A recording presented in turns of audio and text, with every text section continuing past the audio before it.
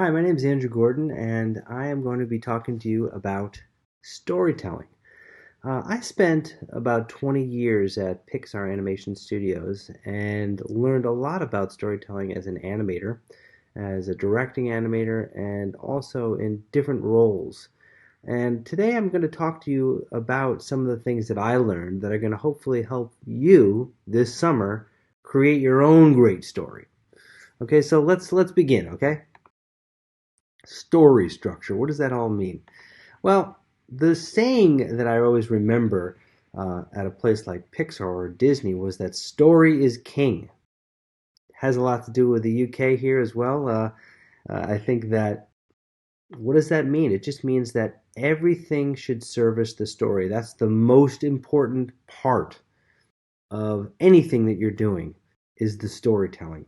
Whether it's made out of computer graphics, hand drawn animation, it could even be sand animation. At the end of the day, people will watch it if it has something compelling. You could say that storytelling is a lot like looking at an iceberg. Only what you're seeing on the surface is kind of the tip of what the audience is understanding about the story. A lot of the underlying things and the kind of pathos of characters and your subconscious comes up from beneath into that kind of story. And a lot of the times we want the audience to kind of figure that stuff out on their own. You don't want to spoon feed everything. But you could look at story structure almost like a house. If you don't have a good story, excuse me, if you don't have a good structure to your story, well, like anything, the house or the structure falls down and it just doesn't work. What's an example of that? Let's say you have a dream at night. It's got all kinds of scenes in it, and things are happening, but there isn't necessarily a structure, and it's almost like you need those stepping stones in your story to kind of really get through it and to kind of engage an audience. And I think that's what we're going to be talking today about. All of this stuff that I'm going to be talking about today is available for you to look at on a site called the Khan Academy, specifically Pixar in a Box. You should watch that entire section on storytelling, take notes, and kind of understand it because a lot of what I'm talking about is already out there, and especially it's already been beautifully curated by the Khan Academy. So definitely check that out. There are great books if you want to dig deeper and you want to be somebody that is interested in writing stories for screenplays or in general just writing books or children's books.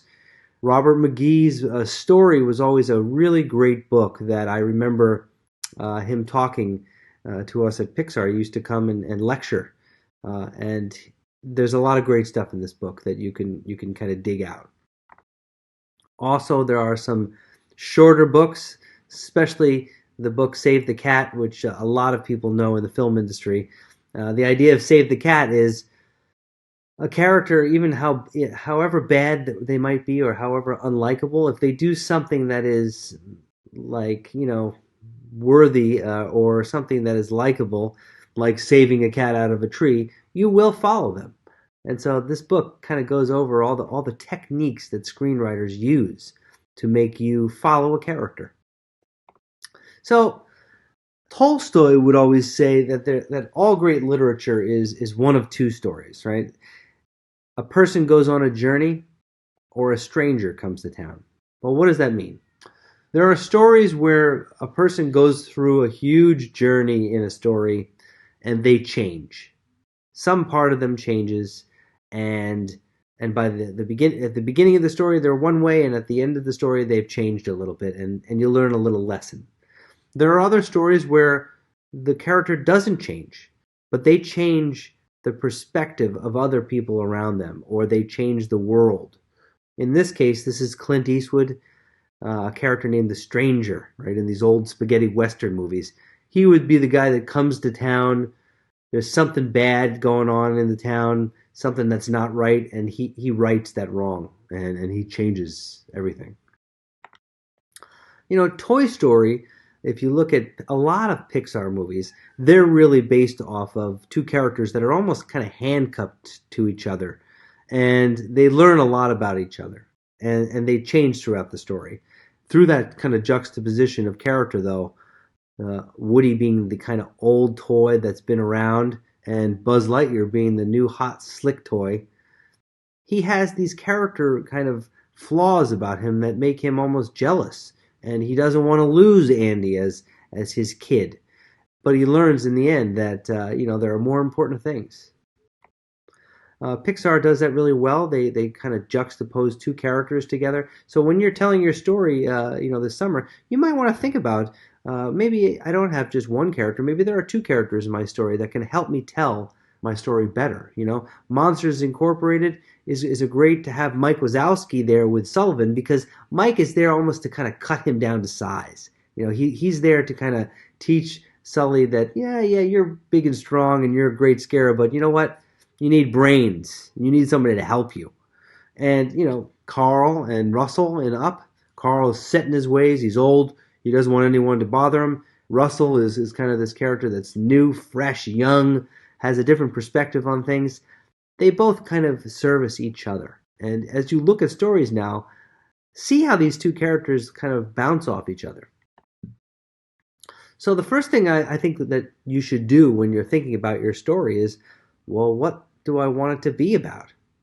How do I come up with that? Usually this is called your premise. A premise is sort of like your what if. What if pets talked and had lives when you weren't around? What if monsters used children's screams to power their world? What if toys had their own lives and kind of world again when humans weren't around? I think the premise is kind of this what if idea. Usually, most stories, though, inside of you are kind of already bubbling up to the surface. There are things that you're thinking about in your life and your world that are almost aching to come out. And those are the natural stories that are kind of close to you. You could always talk about your family. You could always talk about the relationships you've had. You could make up stories, obviously, that are completely fantastical. But you really have to start off with that what if and ask yourself a question. And then also, if you want to go even deeper, is what do you want the audience to be leaving with? Do you want to kind of teach a little lesson? Do you want to have some sort of a thematic to it? Do you want to say, well, sometimes the people closest to you are the ones that hurt you the most, or love conquers all, or money doesn't buy everything. There's so many different themes that you can explore in a story. The joke, at Pixar was always this slide. It was like, what if bugs had feelings? What if monsters had feelings? What if fish had feelings? Etc., etc., right? And so, I think it's funny, but I think that there is something to this. And what I want you to think about is, can you make a story that's somewhat emotional and that isn't just external? But that being said, when I was in school and when I was at your age and I was making stories and trying to do things, most of the stories I was doing were just completely external adventures, characters shooting up things, jumping off things, action. Because that's really the easiest stuff. And so I wouldn't worry too much about getting deep. Yes, it's great, but I think to learn, you want to just learn about, well, how do I tell stories, and just try anything. If you really want to get fancy, you could start off with what is called a controlling idea. A controlling idea is your story in about 25 words or less. Some people in Hollywood call it the log line. A log line is just basically a pitch of your story. This is one for Monsters Incorporated. When the top scorer in the monster world accidentally befriends a human child and discovers that children are not toxic, he risks getting fired from his job, being exiled, and losing his best friend in order to expose the truth that scaring children is wrong. Right? So there's a lot in there. That's a big sentence. Let's look at a couple more in a second. But what is consistent with this is they each have a character. They have in that sentence how they kind of change or what they need to overcome. they have a little bit of a hint of what the world is like. Where does it take place? And one of the most important things, without this, your story is boring, the conflict. So let's talk specifically about story structure really quickly. Most stories have a beginning, a middle, and an end, right? Wizard of Oz is a great example of a story that's been around forever. People still watch it every year. You remember the characters. You remember who they are. You remember what happens. It's a classic hero's journey sort of story structure. It doesn't always have to be beginning, middle, end. And a lot of directors and a lot of people like to mess with the audience a little bit. Quentin Tarantino is one of those people. He likes to put the end up front. Maybe he'll go to the middle and then he'll end with the beginning. And I think that that's really creative. That's somebody who's mastering storytelling and also trying to flip your expectations of what is a story and to play off of the tropes and the things that you think are common about stories. So I think that if you follow this career, if you become a storyteller, and you go to film school and all that stuff, then it'll be interesting to see the types of stories you might want to tell, even when writing a book or a story. Another quote, you'll see a lot of these today. The writer's job really is to kind of get the main character up a tree, and then once they're up there, to throw rocks at them. That was a great quote. What does that mean? It just basically means that you're getting your character up the tree. That's the one part. You're putting them into a situation. And then the throwing rocks at them is, in essence, throwing conflict at them. But not just throwing conflict at them for the sake of conflict. You're usually throwing conflict in order to make that character change in some way, change their belief system, change their view of the world, change something about them. And the conflict is usually in their way to try to teach them that. One of the things you want to be careful about, though, is not spoon-feeding everything to your audience and making it so that the audience kind of knows what's going to happen. You want to tease out things. You want the character to almost learn things as they learn things, okay? And I think that's really important. So we were talking a lot about how the character should be learning things almost when the audience is learning things, and so that's a great thing to have in a story. You don't want to kind of spoon feed things. You want to have the audience put 2 and 2 together. You don't want to give them 4, okay? This is an example of how easy it is for you to tell a story. Right? What I want you to do right now as an example is just tell me a story using Boy Scouts, a fire hydrant, and a wrench. Very easily in your head, you could already start to think about things. What would be a story that would make those 3 items turn into something that's interesting? What is also cliche? Of course, you're probably going to go with the easiest thing first. There's a fire hydrant. It's a hot day, and a bunch of kids are trying to kind of cool down, and some Cub Scouts come along and wrench the fire hydrant open. So that's great. That's really easy to do, but dig deeper. Really think about 10 different versions of that story and tell it to other people and try it on people and try out your stories on other people and see what they think. Get feedback. You don't want to always go with the first thing that comes into your head. That's really important. Again, you could easily have what if a wizard had to take a driving test, or what if a wizard had to rent a car? You put these weird scenarios together: a character, a situation, or a character and an object, or 2 characters together, or you start with a world. For me, I always like to start with a character. I feel like once I have a character, I could build around some sort of story around them, or a world, or plop them into some sort of story. Because ultimately, if you think about great movies, do you really remember the exact story? It's more the characters, that you remember, right? If you saw a recent movie, let's just use something like The Martian, right? For me, I remember a lot more of Matt Damon's character. I remember what he went through. I remember, who he was. And by remembering that character, I can kind of tell you the story of what happened. So, structure, back to structure. Act 1, you're getting your character up the tree. Act 2, you're throwing rocks at them so that they change. And Act 3, you're resolving things. You're getting them down from the tree. It's like your crisis and climax. What you're really doing with the structure, all it really is you're forcing a character through this structure so that they change on the other side of that structure. Okay? And you definitely do need two things in a story, always. You have to have goals. The character has to want things. They have to, they cannot be passive. They can't just be sitting around doing nothing. They have to do things. They have to be sometimes forced to do things. As we see with the classic, Star Wars is a great example of Luke Skywalker. He wants to go be a Jedi, but he doesn't really necessarily do it. Then this guy comes along and he says, "Hey, you know what? You got to come with me to Alderaan, and you've got to be the Jedi now." And it's like, I can't do that. I have to help my grandfather on the farm.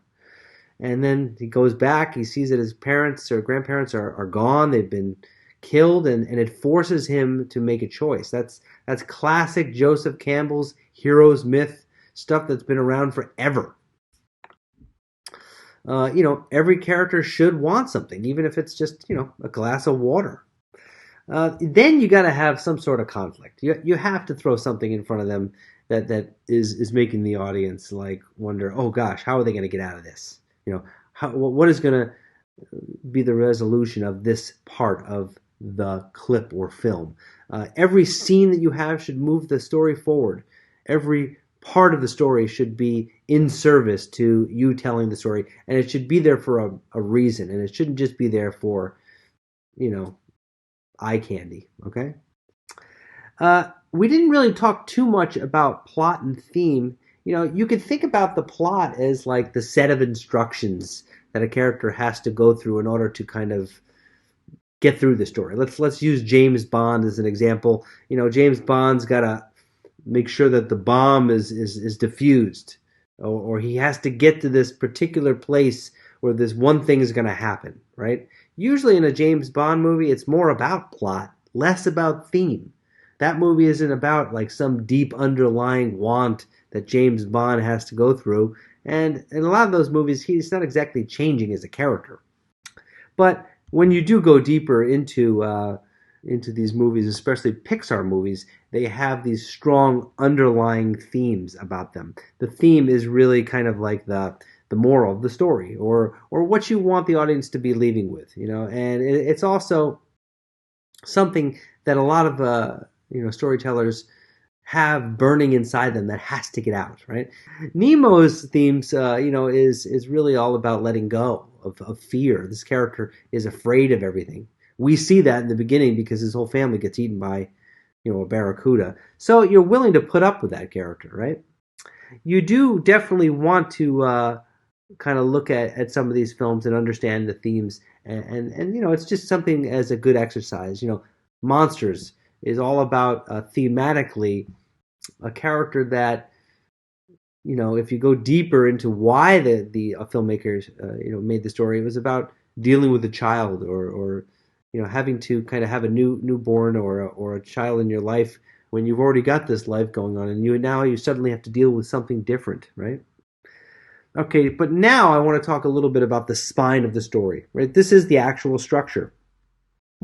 There are a lot of different structures in films, in books. You'll see them. The one that we're going to be looking at specifically is this one, this Robert McGee one in the middle, which is inciting incident, the progressive complications, crisis, climax, resolution. I know it's starting to get boring right now, but I do want you to kind of pay attention here, because this really only boils down into 7 steps. And those steps are this: once upon a time, and every day, until one day, and because of this, and because of that, until finally, and ever since that day. And for little kids, you would say, and the moral of the story is. So you can use that structure in your story to get started. You could basically boil this down, if you wanted to, into a 3-act structure if you really wanted to kind of get nerdy about it, which is that Act 1 is the once upon a time and every day until one day. Because of this, because of that, is Act 2 of a story, which is the character is being forced through conflict and change, and until finally, and since that day, is Act 3. If you look at it from that Story McGee book, it's exposition, inciting incident. Act 1. Act 2 is the progressive complications. And then until finally, and since that day, is crisis, climax, resolution. Again, let's use Finding Nemo as an example. I worked on this movie, so it has a special place in my heart. Once upon a time, there was a father that was extremely overprotective. He never let his son do anything. Until one day, you're not there yet, but every day he would look his son. He wouldn't let him go out and cross the road. He wouldn't let him go to school on his own. He overprotected him, right? This is your setup. This is where you're showing what life is like now with this character and what the quote unquote flaw is in the world. The flaw could be that he's way too overprotective. It could be a literal thing. He's got a literally withered fin. That is a flaw of the character. Makes you feel sorry for the character. Also makes you feel sorry that he lost his mother. You'll see that in most Disney movies. They're all orphans. So every day is the setup, and that's really important. It's really just establishing world, establishing your character. Everything's normal, and they live in this weird, flawed world, right? Then is the big inciting incident, the until one day. This is the big change. This is where your character is something bad happens or something amazing happens. This is the part in Finding Nemo where Nemo gets caught. Now the father has to go on a journey to save him.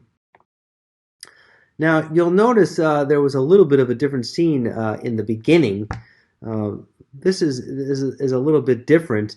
The prologue moment of the scene is different from inciting incident. That's the scene where you saw him get his family killed. Now that's important because you're seeing life about this character, and you're saying, "Wow, I can be on board with that character now. I understand why he's so overprotective." And that is the function. You don't need that in your story, in your short, but I do want you to know about it. Okay, then inciting incidents are really interesting in a lot of films. In the Toy Story movies, they're all about different things, but they have to do with toys, right? Buzz showing up onto the bed, that's some sort of an inciting incident. Toy Story 2, he gets his arm ripped, gets shelved. Toy Story 3 is all his buddies get thrown in a trash bag and put into the garbage. So you really got to think about like having a strong jump-off moment for your character in your story. Something's got to happen. Okay, now we're in the second act of the movie. This is where your character is going to go through all these changes. They're going to learn stuff. In the case of Marlin, he's going to learn that maybe he doesn't know everything, and maybe his beliefs about the world are not the way that he really thinks about it. And so, he learns this through meeting sharks that he thinks are going to eat him. He learns this by going through this jellyfish forest and seeing his companion Dory get hurt, another misstep where he thought he was right. He sees this by going on the back of a turtle and learning about their world and being a little bit more of an adventurer. And so by the time he gets through this structure, all these crazy things that happen to him, whereas he'd be running from everything in the beginning of the movie, he's now charging at it at the end. Usually at the very end of the second act, the character is facing things alone. And they're usually facing them, what they would say, naked on the outside and inside, where everything has been stripped of them. Batman Begins is a great example of a story where at the end of that second act, he's like literally down and he's got nothing. And then you see him propel into the third act and save the day. And you look at it like being on the bottom of a pool and you floated to the bottom, and then at the end of that pool you just pounce up and you rise up and you complete the journey. Okay. So at that part of the scene, the progressive complications. This is the crisis climax. This is that until finally moment. This is you're proving to the audience that yes, this character has changed. And in the case of Marlon in this movie, he says, "I can." His son says, "Dad, let me do this. I can do it," and he lets him, and he ends up saving the day, as we all remember in that movie. So really think about story structure in simple terms. Think about it like a mountain climbing. You start off on your journey. It's the setup. You're getting ready. Maybe something's not quite right. You got a broken harness. Something's not right with your oxygen tank. You start going up the mountain. Something bad happens. You've got progressive complications, conflicts. You fall down to the bottom. This is your moment of change. And the idea of pulling yourself up out of that canyon and completing your journey is the climax. And then the resolution is really like what is life like now? What is life like after the journey? In Nemo, you get to see what life is like, after everything's all good. In the movie Up, you get to see them eating an ice cream cone. So there's really a great story. Now, what I want you to do now is at home, try it with somebody. Try using this structure with your mom, your dad, your brother, your sister, and have them tell a story to you using the once upon a time and everyday structure. You could even change it up by changing lines, meaning you would try one line, like once upon a time there was a bullfrog that hated eating flies. And then the next person would say, and every day, instead of eating flies, they would go to the salami shop and wait outside and wait for a treat. And then you would go back and do the until one day, and you just basically make it up. And what's interesting here is that you try out a story. Sometimes it works, sometimes it doesn't.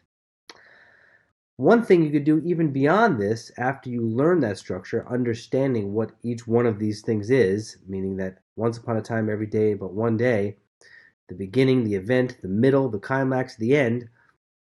Once you kind of start practicing this, getting things down, this might give you a little bit of a structure that you might want to do, that you might actually turn into an animated film. Another thing that you could try as a game is called the String of Pearls. Basically, if you have, say, 5 or 6 members in your family, each one of you can try one of those pieces of the story. Somebody could do Once Upon a Time. The next person can raise their hand and add to that, and then another person, and then you basically just build the story. Now, what's cool about this exercise is that you see very quickly how a story is broken and what can you do to change it. So sometimes people are pulled out, new people have other ideas about how they can make it work. So that's also a great exercise. Good luck with your stories, and I can't wait to see what you do with this structure.